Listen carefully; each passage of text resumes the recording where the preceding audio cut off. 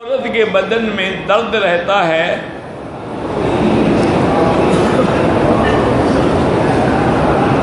کہتے ہیں کہ اگر وہ روزہ رکھیں تو ٹھیک ہو جاتی ہے۔ بہرحال یہ تو گزارش یہ ہے کہ اس کے مطلب ہے کہ کھانے کے نظام میں کوئی گڑبڑ ہے، کہ جب وہ کھاتی ہے تو میدا اس کا کوئی اس کے لیے پرابلم پیدا کرتا ہے، اور جب بھوکھی رہتی ہے تو ٹھیک رہتی ہے۔ تو اس کا آپ علاج بھی کرائیں، اور سب سے بڑا علاج یہ ہے کہ وہ زمزم کا پانی ہر نماز کے بعد جتنا پی سکتی ہے نہ پیے، چونکہ زمزم کا پانی جو ہے وہ منافق نہیں پی سکتا پیٹ بھر کے، بس ایک گلاس ہی کافی ہے، حالانکہ اس گلاس میں کتنا پانی ہوتا ہے۔ یہ زمزم کا پانی پینا جو ہے پیٹ بھر کے، یہ ایمان کی علامت ہے، اور ہر بیماری کا علاج ہے۔ تو میری بہن آپ روزہ بھی رکھا کریں، یا مثلاً ایک دن رکھ لیا ایک دن چھوڑ دیا، اور دوسرا کسی معدے کے ڈاکٹر یا حکیم سے علاج بھی کروائیں، اور جب تک مکے میں ہو زمزم سے بڑا علاج کوئی نہیں ہے۔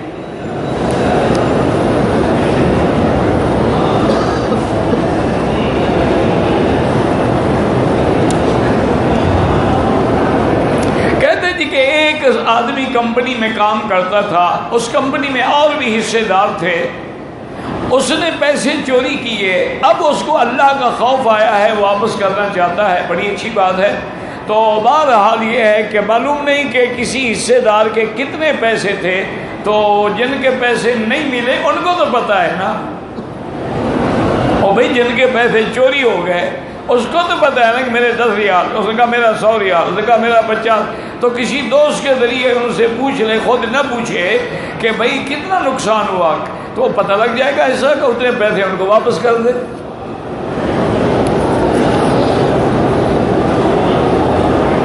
میرا بھائی گزارش یہ ہے کہ غیر مقلدین کا جو لفظ ہے معنی یہ ہوتا ہے یعنی جو ائمہ اربعہ کی تقلید نہیں کرتے۔ ایک بات یاد رکھو کہ صحابہ کے زمانے سے لے کر بلکہ حضور کے زمانے میں بھی صحابہ اجتہاد کرتے تھے۔ ایک موٹی بات یاد رکھیں کہ یا تو آدمی مجتہد ہوگا یا مقلد ہوگا۔ کیا معنی؟ وہ خود عالم ہے، خود مسائل سمجھ سکتا ہے، استنباط کر سکتا ہے، قرآن و حدیث میں نظر ہے، اس کو کسی کی تقلید کی کیا ضرورت ہے؟ تو یا تو مجتہد ہوگا، اور اگر مجتہد نہیں ہوگا تو مقلد ہوگا، تیسری قسم ہو ہی نہیں سکتی دنیا میں۔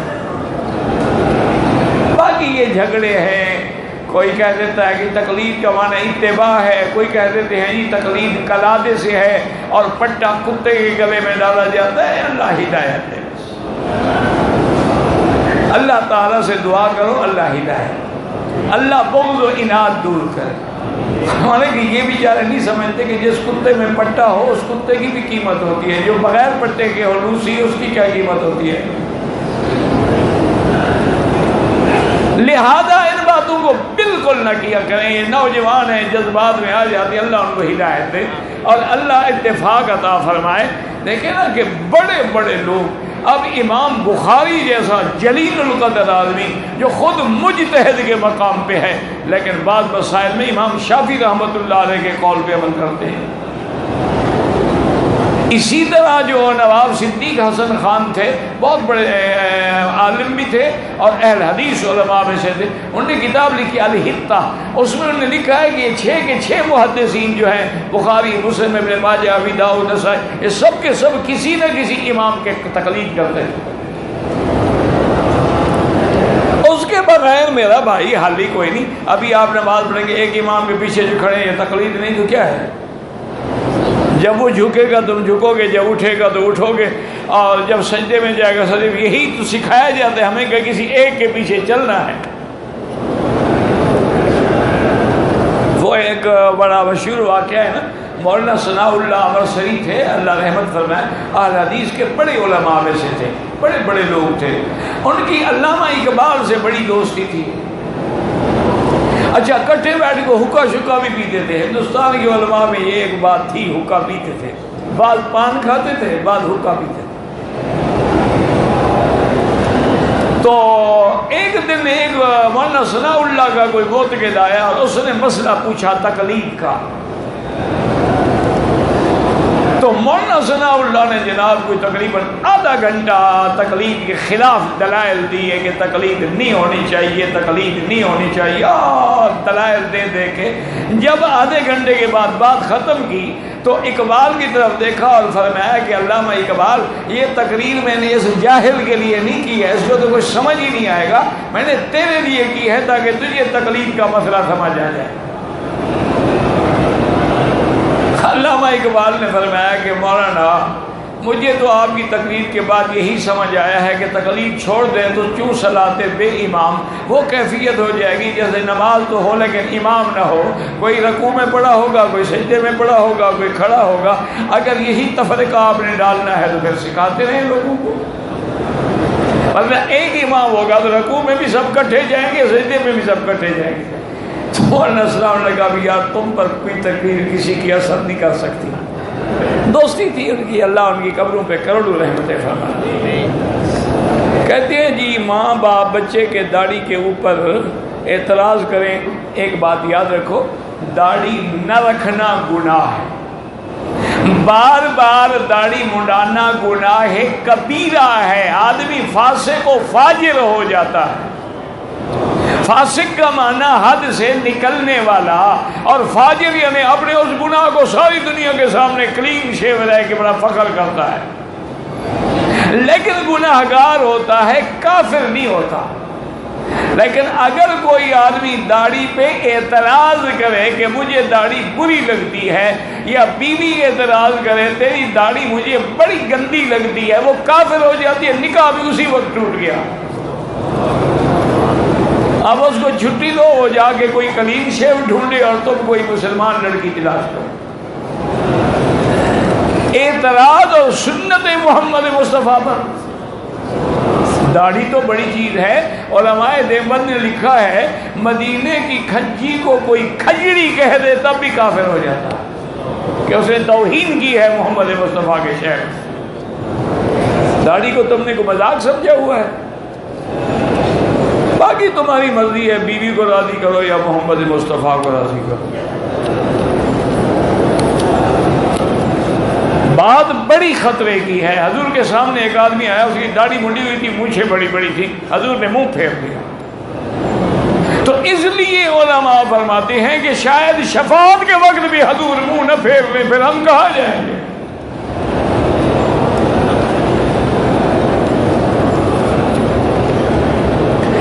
کہ شادی کرنے کا سنت کا طریقہ کیا ہے؟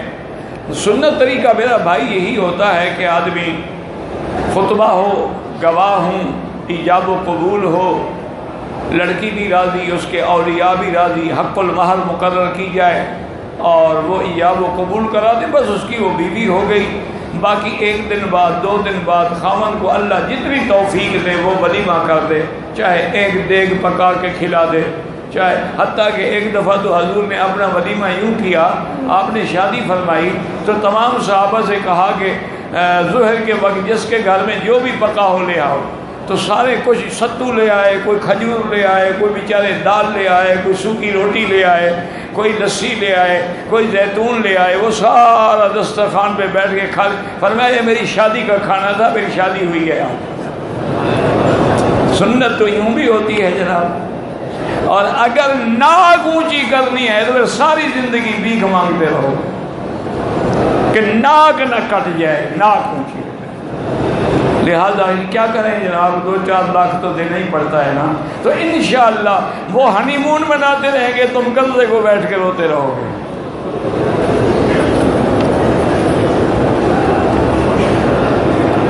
کوئی شخص پردیسی ہے، جا رہا ہے، اس کا نکاح ہو چکا ہے، کیا وہ اللہ تعالیٰ کے راستے میں تبلیغ جانا ضروری ہے؟ تبلیغ جانا بھی ضروری ہے، شادی کرنا بھی ضروری ہے۔ جو تبلیغ کرتے ہیں ان کی بیویاں نہیں ہیں کیا؟ یہ کیا مسئلہ ہے کہ تبلیغ کرنا ضروری ہے، یا ایسا مسئلہ یہ بھی شادی کرنا ضروری ہے کہ نماز پڑھنا ضروری ہے؟ کیا بے وقوفی والی بات ہے۔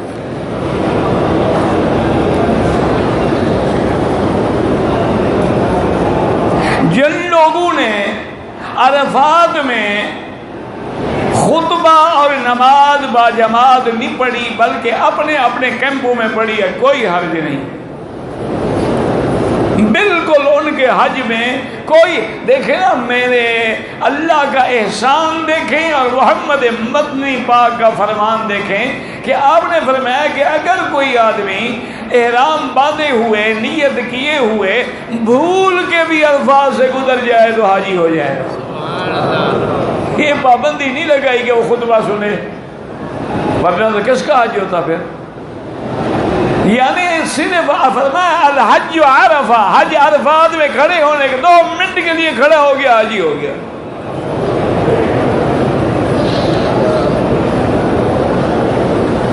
کہتا ہے جی کہ میرے لیے دکان ہے، ہم سے یوریا کھاد نقد کے ساتھ ادھار بھی، میرا بھائی بات یہ ہے کہ یہ جائز ہے کہ نقد مثلاً 100 روپیہ، ادھار 130 روپے، یہ جائز ہے، کوئی منع نہیں، لیکن اس میں ایک بات یاد رکھو کہ اگر کوئی کہے کہ نقد دے دو، وہ کہتے نہیں جی نہیں ہم نقد نہیں بیچتے، ہم ادھار بیچتے، پھر حرام ہے، اس کا معنی پھر سود کھانا چاہتا ہے وہ۔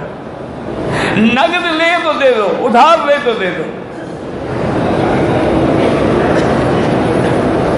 طواف زیارت کے چکروں میں شک پڑ گیا، 7 چکر اور لگائے، پھر وضو ٹوٹنے کا وہم ہو گیا، 7 چکر لگائے، پھر سائی کی، پھر 9 اسلام بھول گیا، کچھ نہ کرو تمہارا سب ٹھیک ہو گیا ہے۔ تم کسی چکر میں نہ پڑو، کبھی تمہیں چکروں کا فکر پڑ جائے گا، کبھی وضو ٹوٹ جائے گا، کبھی تم نے جو کیا تمہارا حج ہو گیا، تمہاری زیارت بھی ہو گیا۔ 7 چکر لگائے، بات ختم ہو گئی۔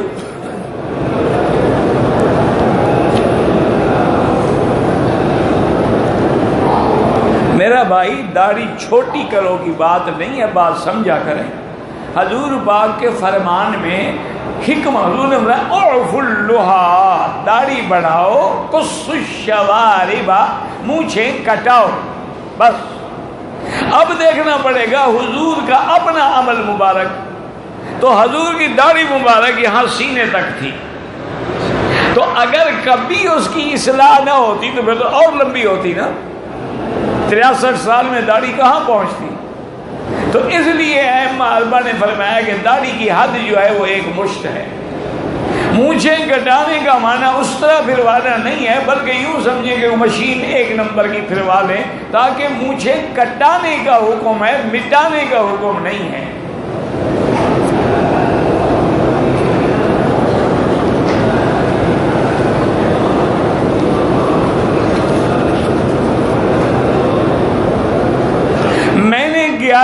حج کو شیطان کو مغرب کے بعد کنکری ماری ہے، بالکل ٹھیک ہے۔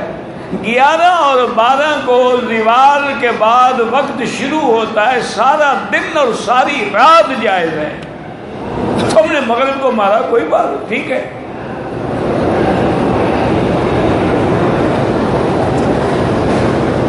بغیر داڑھی والے کو حضور نے سلام نہیں دیا۔ پہلی بات تو یہ سنو کہ حضور کی زندگی میں کوئی ایسا صحابی بھی تھا جو داڑھی مٹاتا ہو؟ نہیں، آپ نے ساری زندگی میں جتنے علماء اولیاء دیکھے ہیں سب داڑھی والے ہیں یا اس طرح پھرواتے ہیں؟ اچھا، اور قیامت والے دن ہر کوئی ہوگا اپنی جماعت کے ساتھ، تو داڑھی والے تو داڑھی والوں کے ساتھ ہوں گے، آپ کہاں کھڑے ہوں گے؟ سوچ لیں، باقی آپ کی مرضی۔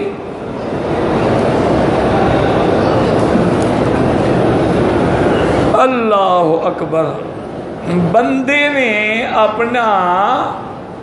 اپنے بیٹا بھائی کو دیا ہے، میرے بھائی کی بیوی نے اسے اپنی بہن کا دودھ پلایا ہے، کیا میرا بیٹا میری بھائی کی بیوی کا محرم ہو گیا؟ میرا وہ محرم نہیں ہوتا جب تک اس کا دودھ نہ پیے، وہ تو اس کی بہن کا پیا ہے نا۔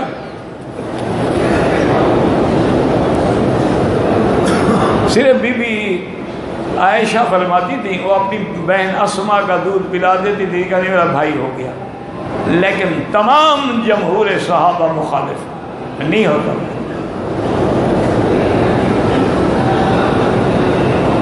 سائی میں صفا دوڑتے ایک چکر ہم نے نیچے کیا، 6 چکر اوپر کیے، بالکل ٹھیک ہو گیا۔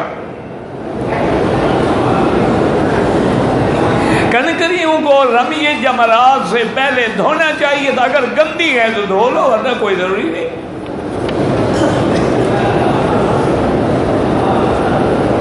طواف میں اگر چوتھے چکر میں وضو ٹوٹا تو جہاں چھوڑا تھا وہیں سے وضو کے بعد شروع کرو گے، چونکہ 4 چکر ہو گئے ہیں۔ جب زیادہ چکر ہو جائیں تو پھر وہیں سے شروع کیا جاتا ہے، اور اگر 1 یا 2 چکر ہو تو پھر ابتدا سے شروع کیا جاتا ہے۔ ایک بات یاد ہے، اچھا جب شروع کرو نا، مثلا تم نے یہاں چھوڑا تھا تو 2 قدم پیچھے ہٹ کے شروع کرو، تاکہ عین جگہ پہ آدمی کو یاد نہیں رہتی نا۔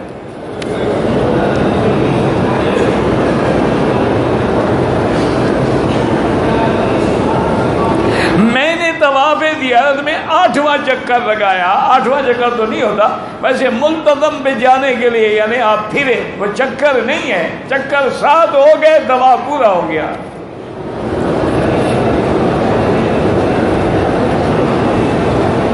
کہتے ہیں جی کہ میرا ساتھی 12 تاریخ کو بیمار تھا، اس کی کنکری میں نے ماری، ٹھیک ہے۔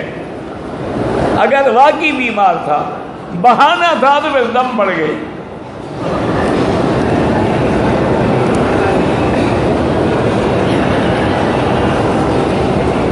پتہ نہیں میرا کیسے جو کہ سمجھ لیا تھا کیا اچھا کاروبار کرنا جائز ہے۔ ہاں جی اچھا کاروبار جائز ہے۔ اگر 12 ذی الحج کو زوال سے پہلے کنکری ہماری دم پڑ گئی، کسی علماء نے فتویٰ نہیں دیا، لے آئیں فتویٰ مجھے دکھائیں کر کہ کس نے فتویٰ دیا ہے۔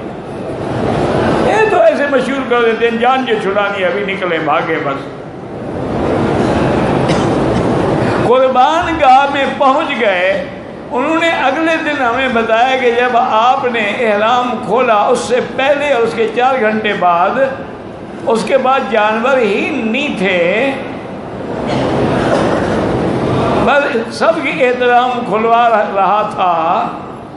بھائی مجھے بہرحال کوئی سمجھ نہیں آئی کہ ایک دوست کو قربانی کے لیے پیسے دیے کہ کنکریاں مارنے کے بعد مجھے فون کرنا ہے۔ ہم نے کنکریاں مارنے کے بعد فون کیا، اس نے کہا کہ آدھے گھنٹے کے بعد اپنا احرام کھول دیں۔ ہم نے 1 گھنٹے کے بعد اپنا احرام کھول دیا۔ ہمارے دوست جو ادھر قربان گاہ میں پہنچے تو انہوں نے کہا کہ اس کے پاس تو مال بھی کوئی نہیں تھا، وہ انشاءاللہ کھا گیا۔ ایسی رپورٹ جو ہوتی ہے نا وہ 100% ہوتی ہے کہ وہ کھا گیا پیسے آپ کے۔ اب آپ کے ذمے 2 بکریاں پڑ گئی، ایک حج والی، ایک جرمانے والی۔ اب اس کے گلے میں رسا ڈالو، اس کو کہو 2 بکریوں کے پیسے دے ورنہ ہم تمہیں پکڑواتے ہیں۔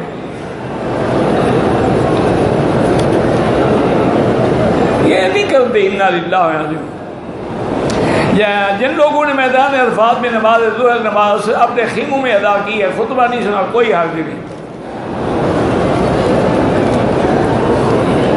حج کے بعد مکہ میں ٹھہرے یا فوراً مدینہ چلا جائے کوئی بات نہیں، جب چاہے مدینہ منورہ کی حاضری کا حج کے ساتھ کوئی تعلق نہیں، ورنہ اللہ کسی کو محروم نہ کرے۔ اللہ ہر آدمی کو زیارت، لیکن ایک آدمی مثلا حج کر کے اپنے ملک چلا گیا، مدینہ شریف جا ہی نہیں سکا، تو کوئی اس کے حج میں کوئی نقص نہیں ہے، لیکن کوشش یہ کریں کہ مدینہ کی حاضری ہر حال میں ہو۔ حضور نے حج کے بعد کوئی عمرہ یا طواف کیا، حضور پاک نے نہ عمرہ کیا نہ طواف کیا، لیکن حضور نے تو حج ہی 1 کیا ہے، جو 2 کرتے ہیں وہ خلاف سنت ہے۔ خدا کے لیے اپنے عقل کی طرح زیتون کے تیل سے مالش کرائے گا۔ جب طواف ثابت ہے ثابت ہے، عمرہ ثابت ہے ثابت ہے، حج ثابت ہے ثابت ہے، کوئی 1000 کرے۔ اب یہ دیکھتے رہو، حضور پاک نے تو آپ کی یہ 7 منزلہ پراٹھے بھی کبھی نہیں کھائے، پھر اس کا کیا ہوگا؟ حضور نے تو پیزا بھی کبھی نہیں کھایا، البیک کا گوشت بھی کبھی نہیں کھایا، میکڈونلڈ کے برگر بھی کبھی نہیں کھائے، پھر حج کیسے ہوگا؟ حلال ہے کھاؤ، حرام ہے نہ کھاؤ، بس۔ 12 تاریخ کو کنکری مار کے شار حج کو ٹھہرا تھا، پھر 13 تاریخ کو مغرب کے بعد میں نے کنکری ماری، کوئی حرج نہیں۔ آدمی پاکستان سے حج کرنے کے لیے آیا، حج کرنے کے بعد طائف چلا گیا، طواف وداع نہیں کیا، واپس آ گیا مکے میں بغیر احرام کے۔ بہرحال بغیر احرام کے ان دنوں میں تو 13 تک تو عمرہ ہی بند تھا نا، اب دوبارہ طواف الوداع کرے اور جائے۔ زندہ آدمی کی طرف سے عمرہ ہے تو اگر وہ معذور ہے پھر ہو سکتا ہے، ورنہ نہیں ہو سکتا۔ اگر 4 یا 5 طواف اکٹھے کر لیں، بعد میں 2 رکعت پڑھیں، بالکل جائز ہے۔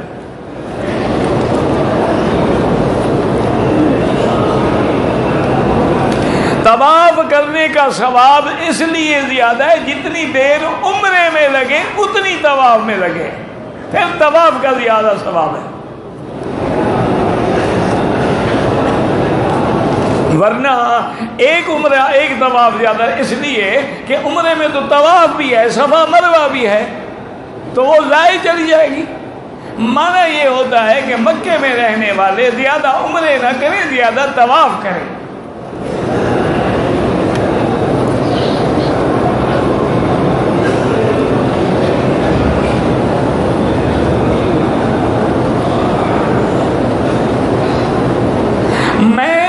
تکلیف ہے، چلنا پھرنے سے میرے لیے مشکل ہے۔ 12 ذی الحجہ کو طواف زیارت کے لیے دن کے 3:30 بجے ٹیکسی میں آیا، حرم پاک پہنچا تو مغرب کی نماز ہو چکی۔ آپ معذور ہیں تو آپ پہ کوئی دم نہیں ہے، اور اگر بہانہ بنا رہے ہیں تو دم ہے، لیکن چونکہ بعض ائمہ کے نزدیک 13 تک بھی جائز ہے تو انشاءاللہ دم نہیں پڑے گی۔ کہتے جی کہ حاجی حج کے دنوں میں کوئی خرید و فروخت کر سکتا ہے اور اپنے دوستوں کے لیے، گھر والوں کے لیے تحفے تک بالکل لے سکتا ہے، تو قرآن میں ہے لیس علیکم جناح ان تبتغوا فضلا من ربکم فاذا افضتم من عرفات، کہ اگر حج کے دوران تم کوئی تجارت بھی کر رہے ہو تو کوئی حرام نہیں ہے۔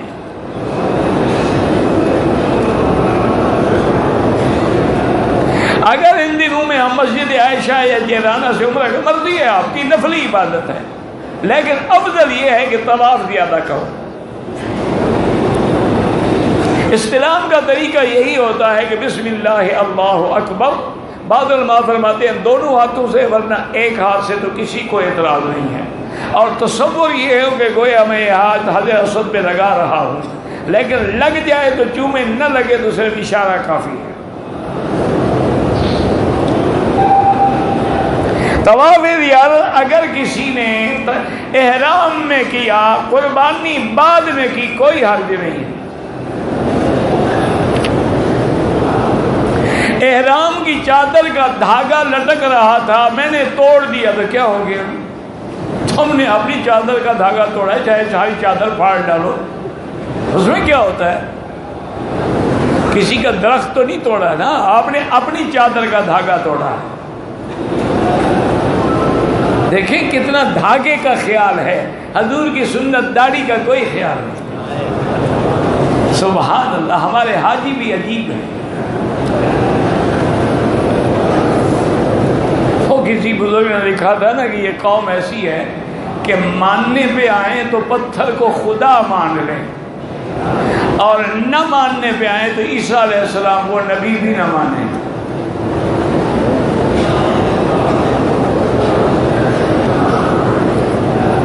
میرے بزرگ گروپ میں ایک بزرگ ہے، 10 کی کنکری کی لیکن پاؤں میں تکلیف کی وجہ سے 12 کی رننگ نہیں کی، مجھے وکیل بنایا۔ بہرحال گزارش یہ ہے کہ پہلے دن کی تو کنکری مار آئے، عذر تو ختم ہو گیا، لیکن اگر 12 کو واقعی ان کو تکلیف تھی اور آپ کو وکیل بنایا تو کوئی حرج نہیں۔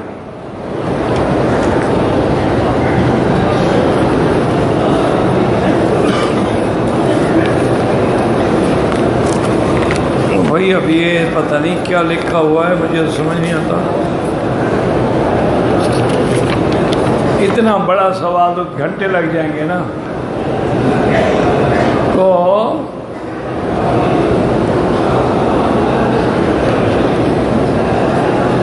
قربانی کی اطلاع جو ہے نا میرا بھائی، بینک والے قربانی کرتے ہیں لیکن وقت بتانا ان کے لیے مشکل ہے۔ مثلاً انہوں نے 5 لاکھ قربانی کرنی ہے، ایک قربانی 1 سیکنڈ میں لگا لو تو 5 لاکھ سیکنڈ کے کتنے گھنٹے بنیں گے؟ وہ تو انشاءاللہ یہ سارا مہینہ کرتے رہیں گے۔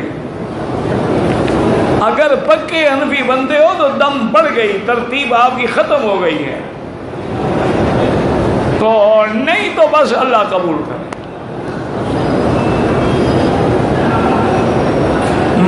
بینک والوں کی طرف سے یہ بات، بینک والے کیا کریں؟ یہی کہیں کہ بھی تم اس وقت، یعنی آپ خود اندازہ کرو کہ ایک دن میں وہ کتنی بکریاں ذبح کریں گے کہ عصر تک سب کی ذبح ہو گئی ہیں، ان کو میسج آ گیا۔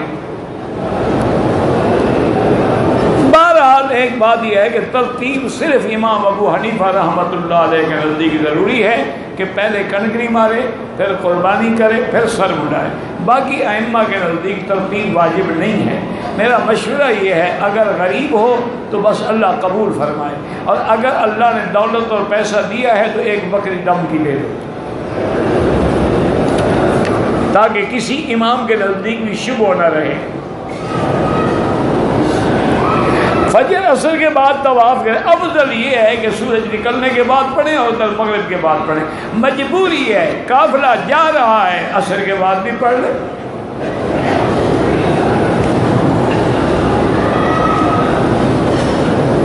ایک آدمی ہے، وہ سنی ہے اور مسجد میں قوالی کرواتا ہے، داڑھی منڈے قوال عرس کرواتا ہے، بالکل یہ بدعت ہے، وہ سنی نہیں بدعتی ہے۔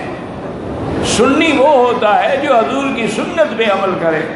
آپ یہ مجھے بتائیں کہ حضور کی زندگی میں یا صحابہ کے دور میں کون قوالی گاتا تھا؟ وہ سنی نہ کہا کرو اس کو، وہ بدعتی ہے، اور بدعتی کے پیچھے نماز جائز نہیں ہوتی ہے۔ میرے بیٹے اور بیٹیوں کا مناسب رشتہ نہیں ہو رہا، آپ 3 دفعہ سورۃ الرحمن اول آخر درود شریف 3 دفعہ سورۃ، وہ لڑکی لڑکے خود پڑھیں، ماں باپ پڑھیں، جو بھی پڑھیں، پڑھ کے دعا کریں، انشاءاللہ 11 دن کے اندر اندر رشتہ ہو جائے گا۔ باقی ایڈیل شیڈیل تلاش نہ کرو، کوئی دین والا آدمی نظر آ جائے رشتہ کر دو۔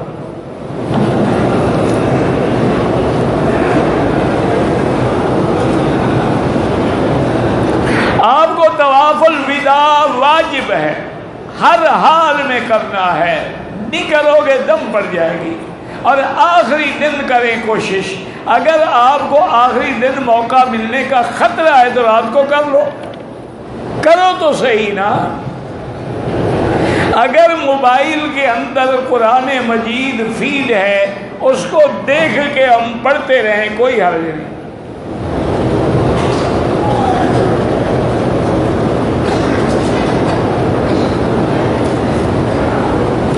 میں نے احرام کے لیے غسل کیا، بس کو دیر تھی، میں کپڑا لپیٹ کے باہر آیا، بدن پہ خوشبو لگائی، کوئی حرج نہیں نا۔ ابھی تو آپ نے نیت ہی نہیں کی نا حج کی، وہ تو نیت کرنے کے بعد عطر لگانا منع ہے، ورنہ پہلے تو عطر لگانا سنت ہے۔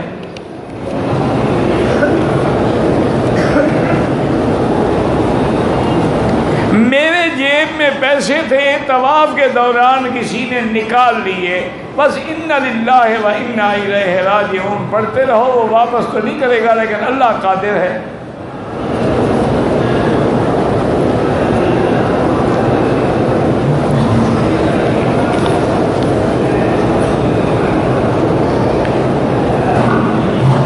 ہم نے قربانی حدود حرم کے اندر کی، لیکن حلق ہم نے مسجد عائشہ سے 2 کلومیٹر دور کیا، دم پڑ گئی۔ آپ کو حلق یا قصر جو ہے وہ بھی حرم میں کرانا ہے، عمرے میں طواف بھی حرم میں، صفا مروہ بھی حرم میں، اور حلق بھی حرم میں، مینا بھی حرم ہے، مزدلفہ بھی حرم ہے۔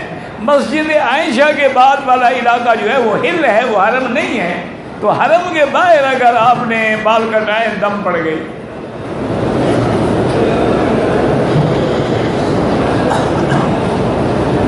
میں نے حج تمتع کر لیا ہے، اب وداع کرنے سے پہلے عمرہ کر سکتے ہو، کوئی منع نہیں۔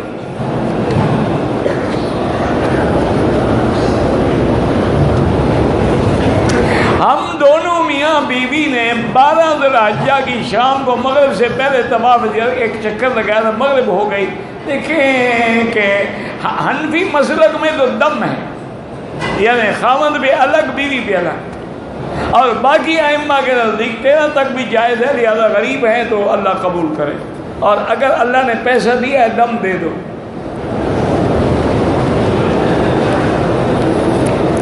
آپ کی زیارت نصیب ہو جائے اسی سفر میں، گزارش یہ ہے کہ حضور پاک کی زیارت کے لیے سب سے زیادہ مجرب وظیفہ جو ہے وہ درود شریف ہے۔ آپ کثرت سے درود شریف پڑھا کریں 2000-3000 روز کا، اور اسی نیت سے کہ یا اللہ ہمیں خواب میں حضور کی زیارت نصیب ہو، انشاءاللہ ہو جائے گی۔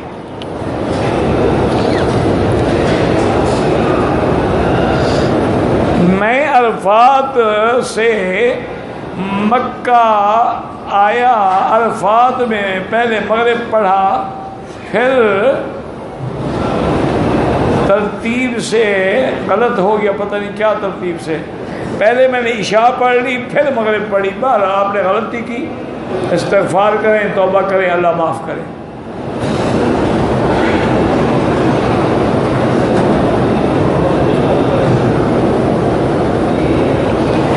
میں مزدلفہ سے صبح صادق کے بعد جب رات کے لیے جا رہا تھا، میرے ساتھی نے مجھے ٹیلی فون کیا کہ تمہاری قربانی میں نے کر دی ہے، ماشاءاللہ۔ اس نے ابھی کنکری نہیں ماری، تم نے کیوں کر دی؟ اس کا معنی ہے اس نے نہیں کی ہے جناب، اب 2 بکریاں مریں۔ اس نے کہا نہیں کہ میں نے بھی کنکریاں مار لی ہیں۔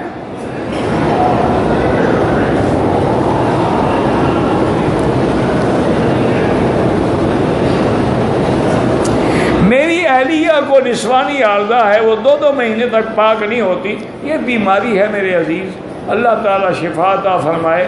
ہر چیز وظیفے تو اللہ کے قرآن کی برکت سے ہر چیز ہو سکتی ہے، اسی نیت سے زمزم بھی پلائیں، اور اسی نیت سے روزانہ صبح 7 دفعہ سورۃ فاتحہ پڑھ کے سارے بدن پہ ہاتھ پھیرا کریں، اللہ شفا دے۔ علاج بھی کرائیں، آج کل دنیا میں علاج ممکن ہے، کوئی مشکل نہیں ہے۔ اگر کسی نے 12 ذوالحج کو زوال سے پہلے کنکری ماری ہے، دم پڑ گئی۔ میں 27 ذوالقعدہ کو مدینے سے بغیر احرام باندھے حج افراد کیا ٹھیک ہے؟ بالکل ٹھیک ہے، لیکن حج کے بعد جب رش وش ختم ہو جائے تو مدینے سے عمرہ بھی کرنا اور ایک بکری دم بھی دینا کہ تم بغیر احرام کے آئے۔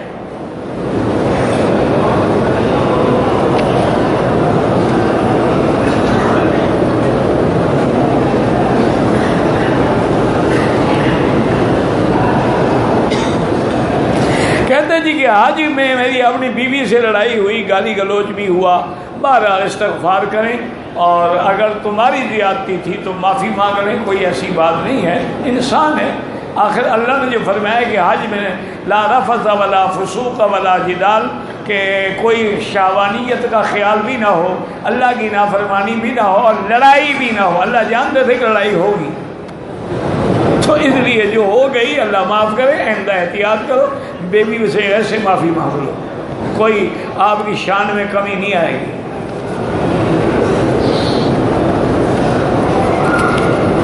کہتے جی 5 یا 6 ستمبر کو شروع ہوتی تھی لیکن بیماری نہیں آئی، 11 ذوالحج کو تھوڑا سا براؤن رنگ کا لیکوڈ آیا، ٹیسٹ کرنے پر حمل کا پتہ چلا، پھر جلدی طواف زیارت کیا، ٹھیک ہو گیا آپ کا طواف زیارت، کوئی مسئلہ نہیں۔ جمعہ کے خطبے کے آخر میں جب امام دعا مانگ رہے ہوتے ہیں، ہم ہاتھ اٹھا کے دعا مانگیں، بالکل ناجائز ہے۔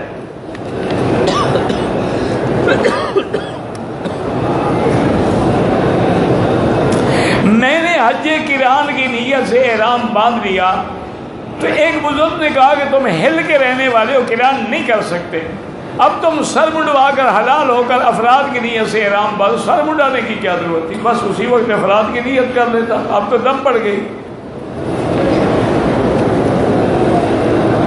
عورت کے لیے نماز گھر میں افضل ہے یا مسجد؟ گھر میں افضل ہے، لیکن جو چند دنوں کے لیے مکے مدینے آتی ہیں ان کو بھی منع نہ کیا کریں، لا تمنعوا ماء اللہ عن بیوت اللہ، اللہ کی بندیوں کو اللہ کے گھر آنے سے منع بھی نہ کریں. مسئلہ بتا دیں کہ نماز تمہاری وہی افضل ہے، لیکن آئے تو منع بھی نہ کرو.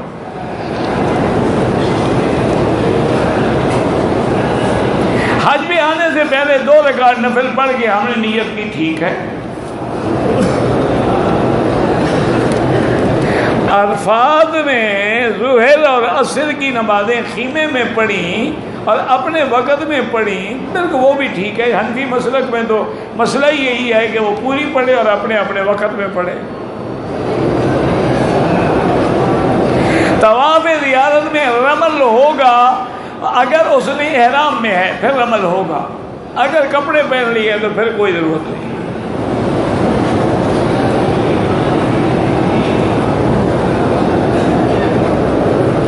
کوئی آدمی پاکستان میں ہر سال قربانی کرتا ہے، اس دفعہ حج میں آ گیا تو وہ قربانی نہیں ہوئی، کوئی بات نہیں، مسافر ہونے کی وجہ سے وہ معاف ہو جائے گی.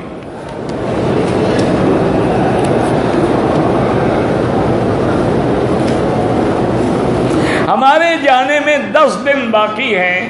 طواف الوداع ابھی نہیں، جس دن جانا ہے اس دن کریں.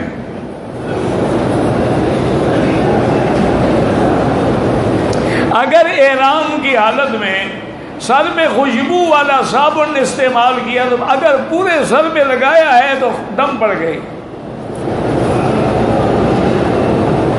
تبلیغی جماعت میں عورتوں کو لے جاتے ہیں، عورتیں تمہیں تبلیغ کرتی ہیں یا عورتوں کو کرتی ہیں؟ اگر عورتیں عورتوں کو تبلیغ کرتی ہیں تو حضور کی بیویاں بھی کرتی تھیں.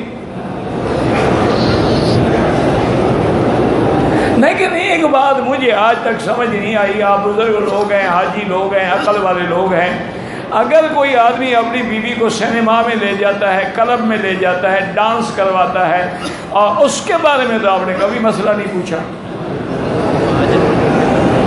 کوئی دین کی دعوت کے لیے لے جاتا ہے، او تبلیغ عورتوں کو لے جاتے ہیں، جی عورتوں کو، انا للہ و انا الیہ راجعون. بس اور کیا کہہ سکتے ہیں. اگر کسی شخص نے 12 دن حج و ریاض سے آتے ہوئے احرام باندھا، 12 ہی کو عمرہ ادا کرے، وہ عمرہ ہوتا ہی نہیں. 12-13 تک عمرہ ممنوع ہے، ناجائز ہے. بعد میں عمرہ بھی کرے، دم بھی دے. احرام کی حالت میں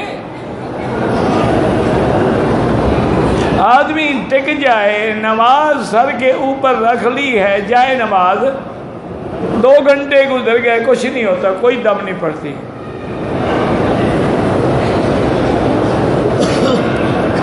ایک 80 سالہ عورت جو ہے کسی ہمسائے کو محرم، اس کے لیے محرم کی اتنی سختی نہیں ہے.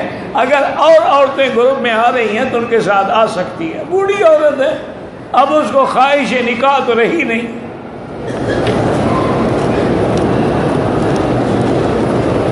ایک آدمی رمی کرنے کے لیے جاتا رہا لیکن باقی ٹائم مینا میں گزارا، سنت کے خلاف کیا لیکن دم نہیں پڑی.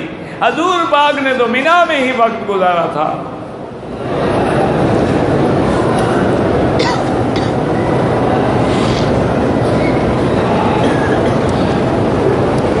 کچھ لوگ بتاتے ہیں کہ اتنے سپارے پڑے، اتنے طواف، بتانے کی کوئی ضرورت نہیں، بلا وجہ ریا ہو جاتا.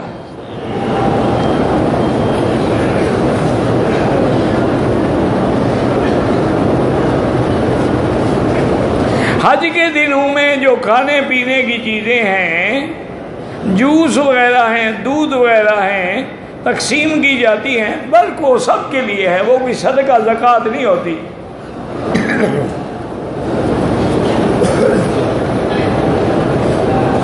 حضور صلی اللہ علیہ وسلم کی وفات کے بعد الحمدللہ اسی دن آپ کی تدفین ہوئی ہے.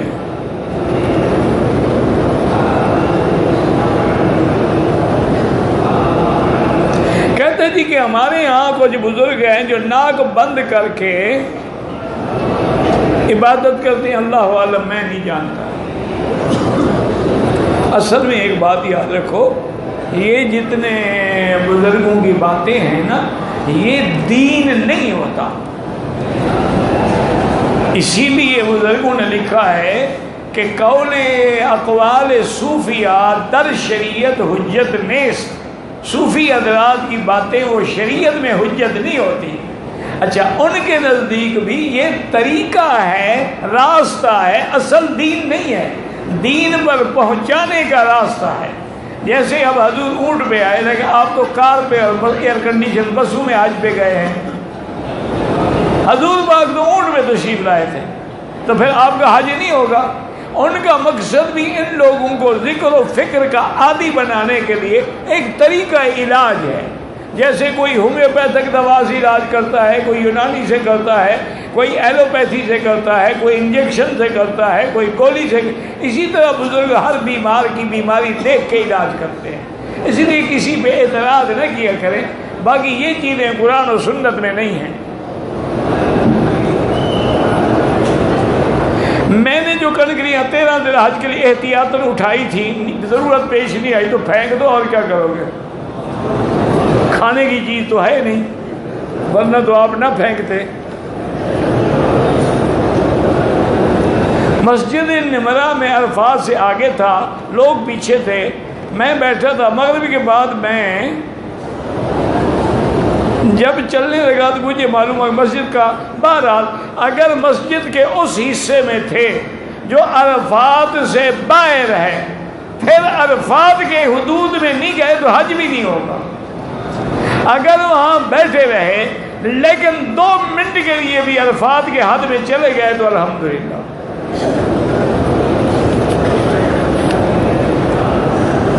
نماز میں مجھے گندے گندے خیالات آتے ہیں، کوئی بات نہیں، خیال آتا ہے تو جرم خود نہ پیدا کرو، ورنہ اگر خیالات آتے ہیں تو کوئی بات نہیں ہے۔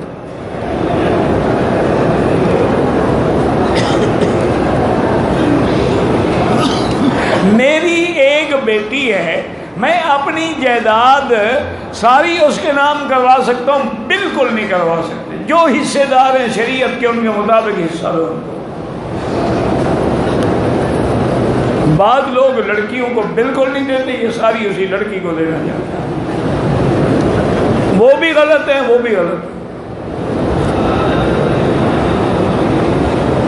کچھ لوگ کہتے ہیں کہ حج کی مبارکباد نہ دیں چونکہ خلاف سنت، حج کے بعد گالیاں دیں حاجیوں کو۔ نہیں، آخر آپ کا کیا خیال ہے، سنت کیا ہے؟ نہیں، اگر سنت یہ نہیں ہے تو کیا گالیاں دینا سنت ہے؟ کہ حاجی صاحب تو انہیں بڑا برا کام کیا ہے۔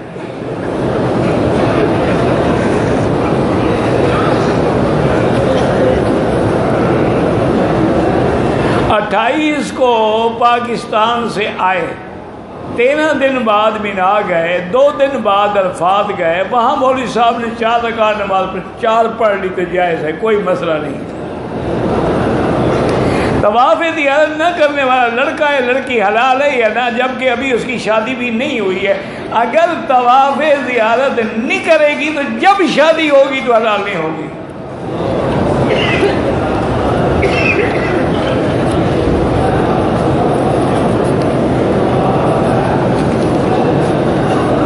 میری بیٹی حج کرنے کے لیے عرفات گئی، واپسی پر ایک پل کے اوپر طبیعت خراب ہو گئی، یکدم خون جاری ہو گیا، بیٹی بے ہوش ہو گئی، جانے پر پتہ لگا اس کا بچہ تھا 3-4 ماہ کا، ضائع ہو گیا۔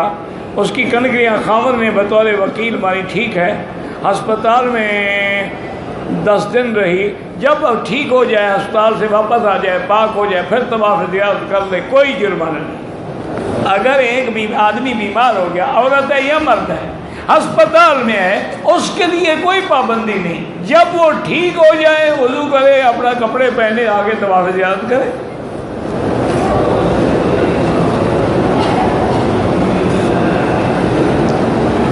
اگر سارے ارکان میں نے کر لیے، طواف زیارت بھی کر لیا ہے، لیکن صفا مروہ نہیں دوڑا، کیا صفا مروہ دوڑنے سے پہلے بیوی حلال ہے؟ بیوی تو طواف زیارت سے حلال ہو جاتی ہے، لیکن بلا وجہ اپنے آپ کو شبہ میں نہ ڈالو۔ صفا مروہ دوڑنے میں کیا تکلیف ہوگی آپ کو؟ ایک نفلی طواف کرو، صفا دوڑ لو، 2 گھنٹے لگ جائیں گے، 3 گھنٹے لگ جائیں گے، پھر شبہ نہیں رہے گا۔ کیونکہ بعض ائمہ کہتے ہیں جب تک صفا مروا نہ دوڑے بیوی سے نہیں مل سکتا، بعض کہتے ہیں کہ نہیں، بیوی کے حلال ہونے کا تعلق جو ہے وہ طواف سے ہے، طواف کر لیا بیوی حلال ہو گئی۔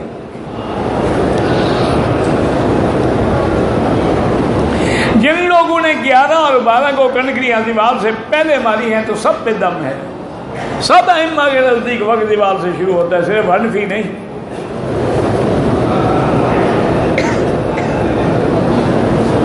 فقہ حنفی والے جو بھی ہیں تو علماء احناف کا، حضرت گنگوہی کا یہ فتویٰ ہے کہ گو مکہ مدینے میں نماز اول وقت میں پڑھتے ہیں، اب یہ فقہ حنفی کے مطابق وقت، لیکن آپ جماعت حرم کی بالکل نہ چھوڑیں، ان کے پیچھے نماز پڑھیں۔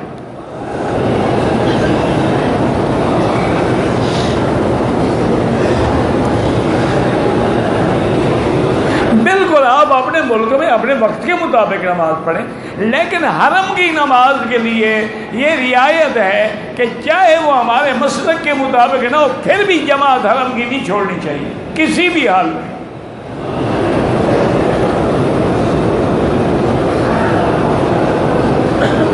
عزیزیہ جو ہے وہ مینا کی حدود کے باہر ہے،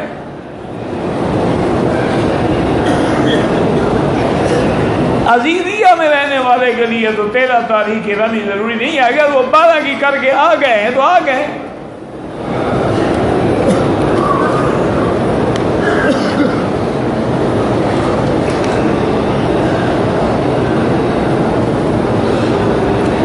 بہرحال میری بیوی میڈیسن لے رہی تھی، اس کے باوجود بھی عرفات والے دن اس کو ایام حیض کا خون آ گیا، ابھی تک طواف زیارت نہیں کر سکی۔ نہیں، وہ دم صدقے سے نہیں ہوگا، وہ انتظار کرے، جب پاک ہو جائے تو غسل کر کے طواف زیارت کرے۔ میں نے قربانی سے پہلے 10 یا 12 منٹ پہلے احرام اتار دیا تھا، میں نے احرام دوبارہ پہن لیا، سر کے بال نہیں کٹا ہے، کوئی دم نہیں۔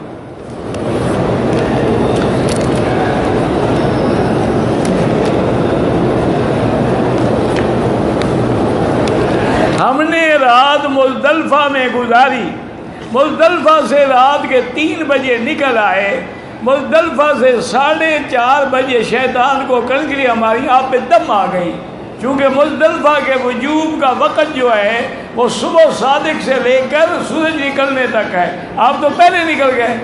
اگر آپ معذور تھے، بیمار تھے، پھر کوئی حرج نہیں۔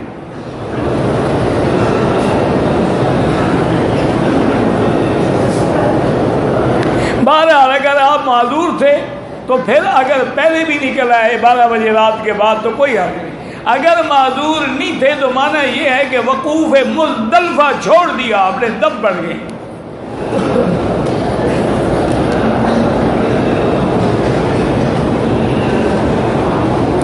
اگر دیوار سے پہلے کنکری ماری، دم پڑ گئی۔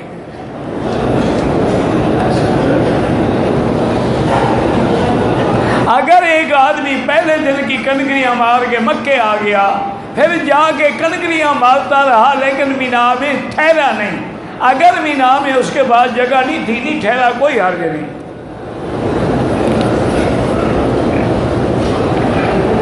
طواف زیارت کے بعد 2 رکعت جو پڑھنے تھے وہ نہیں پڑھے، ابھی پڑھ لو، یاد آ گیا پڑھ لو۔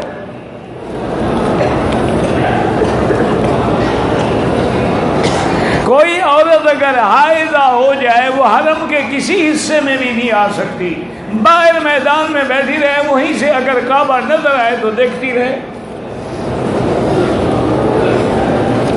ایک ہی مجلس میں اگر کسی نے اپنی بیوی کو 3 طلاقیں دی ہیں، وہ 3 ہی ہوتی ہیں، 1 نہیں ہوتی۔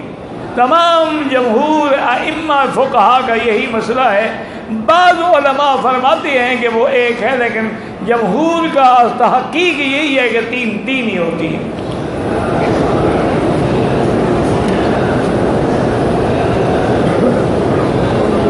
طواف زیارت میں شک ہے کہ وضو ٹوٹ گیا، مکمل یقین نہیں ہے۔ آج میں نے دوبارہ طواف کیا، بالکل ٹھیک کیا ہے، آپ نے دوبارہ صفا کرنے کی، دوڑنے کی ضرورت نہیں ہے۔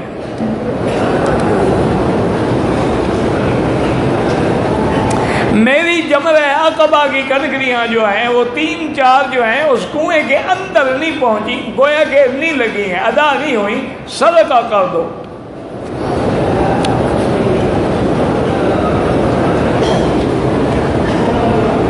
میں نے راستے میں کچھ پیسے ملے ہیں، کوشش کرو کہ ان کا مالک مل جائے، اگر نہ ملے تو مسکینوں کو تقسیم کر دو۔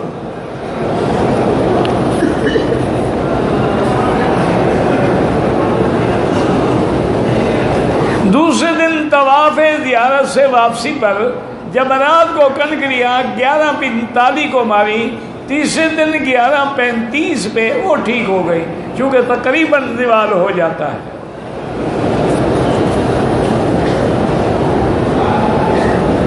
ایک معلم ہم سب کو رات 2 بجے مزدلفہ سے مینا لے آیا، کہا کہ دم آئے گا تو میں دوں گا، دم آ گئی، اس کو کہو دو، اب انشاءاللہ تمہیں ملے گا ہی نہیں۔ وہ اس نے تو جان چھڑانی تھی، چھڑا کے چلا گیا۔